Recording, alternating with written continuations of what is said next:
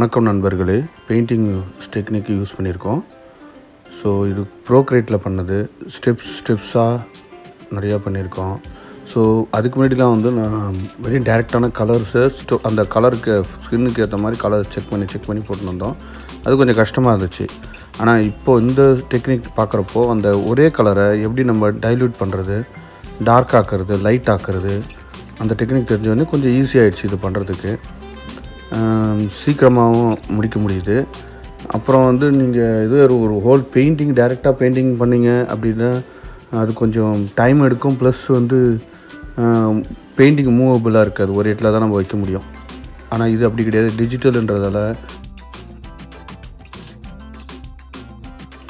Transfer பண்ணலாம் ஈஸியாக ஃபைலை.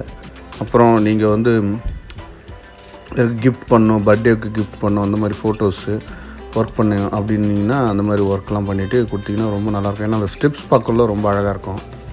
ஸோ அதனால் வந்து டிஜிட்டல் வந்து ரொம்ப அட்வான்ஸாக இருக்குது, டிஜிட்டல் பெயிண்டிங் சொல்லக்குள்ள. அப்புறம் இதில் வந்து நாங்கள் வந்து பேக்ரவுண்டு கலருக்கு வந்து பார்த்திங்கன்னா பேக்கில் க்ரீன்லாம் வச்சுருக்கோம், டெஸ்ட் பண்ணியிருக்கேன் பேக்ரவுண்ட் க்ரீனுக்கு. அப்புறம் ட்ரெஸ் கலர்ஸ்லாம் கொஞ்சம் ட்ரை பண்ணியிருக்கோம். ஷேடிங்கு அதெல்லாம் டார்க், அதே டைரெக்ட் கலர்ஸ் என்னென்ன இருக்கோ அதை அப்படியே டைரெக்டாக உள்ள வச்சுருக்கோம். இல்லை இந்த டிசைன்ஸ் பேக்ரவுண்டு வந்து எனக்கு டிஸ்டர்பன்ஸாக தோணுது, அந்த மாதிரி தோணுச்சுன்னா நீங்கள் பேக்ரவுண்டு மாற்றலாம். இது லேயர் மாதிரி யூஸ் பண்ணுறது தான்.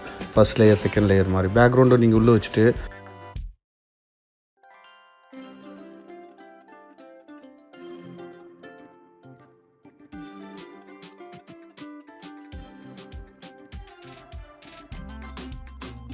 அது தூக்கி ஃபஸ்ட் லேயரில் தூக்கி நவுத்தி போட்டிங்கன்னா அந்த பேக்ரவுண்டாக மாறிடும். அப்புறம் எங்கே கலர்லாம் டிஸ்டர்பன்ஸ் இருக்கோ அதெல்லாம் நீங்கள் வந்து அதை அப்படியே அது பாருங்க. இப்போது கலர் டிஸ்டர்பன்ஸ் எல்லாம் குறைக்கிறோம். பேக்கில் இருக்க நம்மளுக்கு ஃபினிஷிங்காக கிடைக்கும். இந்த பேக்ரவுண்டு எனக்கு ரொம்ப பிடிச்சிருந்தது. ஸோ அதனால் நான் அப்படி உங்களுக்கு ஒரு டெக்னிக்காக எடுத்து வந்து உள்ள வச்சுருக்கோம்.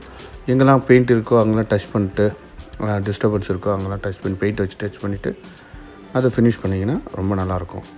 ஸோ இது இந்த பாடி வந்து பார்த்திங்கன்னா இந்த பேக்ரவுண்டோட மஜ்ஜா வர மாதிரி இருக்கும். நன்றி. இதே போல் நீங்கள் ஈஸியாக ட்ரை பண்ணலாம். அடுத்த வீடியோவில் நம்ம சந்திப்போம். நன்றி.